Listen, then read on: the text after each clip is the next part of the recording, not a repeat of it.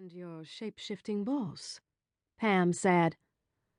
My delicious brother is making noises about getting married, like everyone else in Bon Ton, I said. You sound a bit depressed. Pam cocked her head to one side and regarded me like a sparrow eyeing a worm. Well, maybe a tad wee bit, I said. You must keep busy, Pam said. Then you won't have time to mope.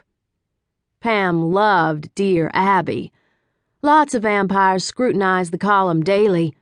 Their solutions to some of the writers' problems would just make you scream, literally. Pam had already advised me that I could only be imposed on if I permitted it, and that I needed to be more selective in picking my friends. I was getting emotional health counseling from a vampire. I am, I said. Keeping busy, that is. I'm working, I've still got my roommate from New Orleans, and I'm going to a wedding shower tomorrow, not for Jason and Crystal, another couple. Pam had paused, her hand on the doorknob of Eric's office. She considered my statement, her brows drawn together. I am not remembering what a wedding shower is, though I've heard of it, she said. She brightened. They'll get married in a bathroom? No, I've heard the term before, surely. A woman wrote to Abby that she hadn't gotten a thank you note for a large shower gift. They get presents? You got it, I said. A shower is a party for someone who's about to get married. Sometimes a shower is for the couple, and they're both there, but usually only the bride is the honoree, and all the other people at the party are women. Everyone brings a gift.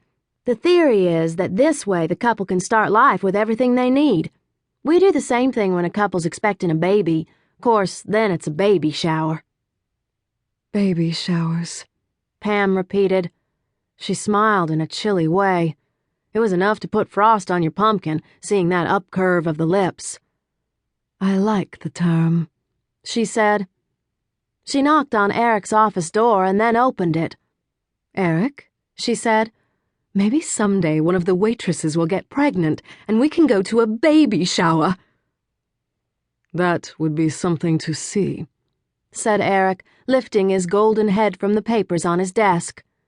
The sheriff registered my presence, gave me a hard look, and decided to ignore me. Eric and I had issues.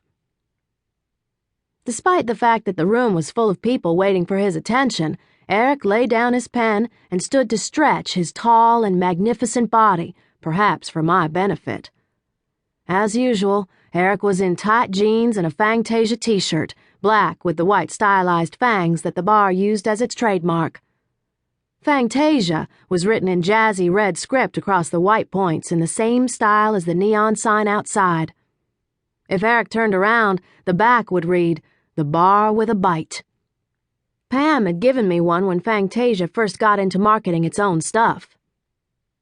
Eric made the shirt look good, and I remembered all too well what was underneath it.